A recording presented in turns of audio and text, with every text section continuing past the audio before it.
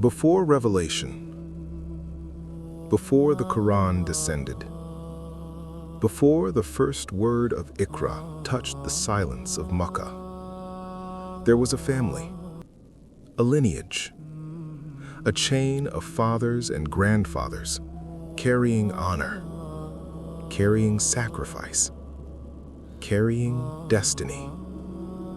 And from that chain, Allah chose Muhammad sallallahu alaihi wasallam, the noble lineage.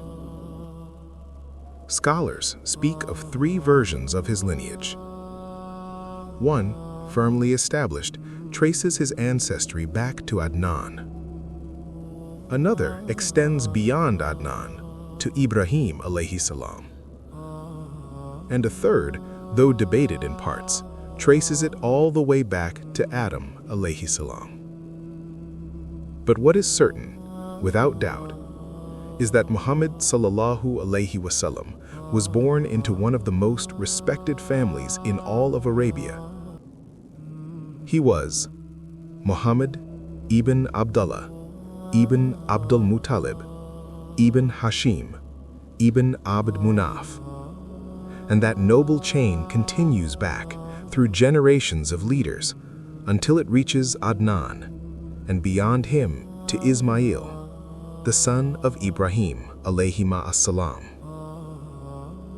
This was not an ordinary bloodline. It was a line connected to the sacred house, to sacrifice, to service. And at its heart stood the family of Hashim. Hashim, the man of bread and honor. Hashim. His real name was Amr, but people called him Hashim because he used to crumble bread into broth to feed the pilgrims. Imagine the desert heat, travelers arriving exhausted, thirsty, dust-covered. And there was Hashim, serving them food with his own hands. He was wealthy, but more than that, he was generous. He organized the famous Quraysh trade journeys, the winter journey to Yemen and the summer journey to Syria. He traveled often, and during one journey to Medina, he married a noble woman named Salma. He stayed briefly, then left again for trade. She was pregnant when he departed. He never returned. Hashim died in Gaza, in Palestine, around the year 497 CE. His son was born in Medina, a child with a streak of white hair. They named him Sheba. The world would know him as Abdul Muttalib. And at the time, no one in Makkah even knew he existed. Abdul Muttalib, the guardian of Zamzam. When Sheba grew older, his uncle Al-Muttalib heard of him. He traveled to Medina to bring the boy home. When he saw him, tears filled his eyes. He embraced him and placed him on his camel. People in Makkah saw the boy riding behind him and assumed he was a slave. They called him the slave of Muttalib, Abdul Muttalib. The name remained, and that boy would grow into one of the most respected men in Makkah. One night, a dream came to him. He was told to dig in a specific place.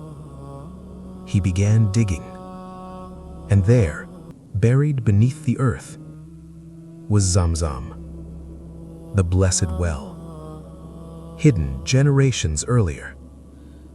He uncovered swords, armor, and 2 golden deer. Zamzam flowed again. Pilgrims drank again, and Makkah regained something sacred. The vow. Moved by gratitude, or perhaps awe, Abdul Muttalib made a vow. If Allah granted him 10 sons, he would sacrifice one at the Kaaba. Years passed. He had 10 sons. He remembered his vow. Lots were drawn. The arrow pointed to Abdullah, the most beloved, the most noble, the most handsome of his sons. He prepared to fulfill his vow. He walked towards the Kaaba with his son beside him. Quraysh intervened. They begged him to reconsider.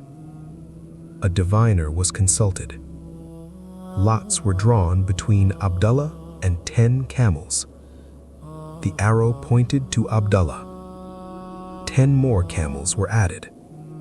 Again, again, again, until the number reached 100. Finally, the arrow pointed to the camels. They were slaughtered. Abdullah was spared. And years later, Muhammad sallallahu alaihi wasallam would say, "I am the son of the 2 sacrificed ones," referring to Ismail and to Abdullah. The year of the elephant. Then came a moment that shook the world. Abraha marched towards Makkah with 60,000 soldiers and elephants. The desert trembled. What could a small town do against elephants? The Quraysh fled to the mountains. And when the army reached the valley near Makkah, the lead elephant kneeled. It refused to move towards the Kaaba. It moved in every direction except towards the sacred house. Then birds filled the sky. Small birds, carrying small stones. And the army collapsed. Not by swords, not by warriors, but by the will of Allah. This was the year of the elephant, just weeks before the birth of Muhammad sallallahu alaihi wasallam. The marriage of Abdullah and Amina. Abdullah married a noble woman named Amina bint Wahab. She was from a respected family, honored, pure in lineage. Soon after their marriage, Abdullah traveled for trade. He fell ill in Medina, and there he died. He was only 25 years old. Some say 2 months before his son was born. Some say shortly after. But what is certain is that Muhammad sallallahu alaihi wasallam entered this world already an orphan.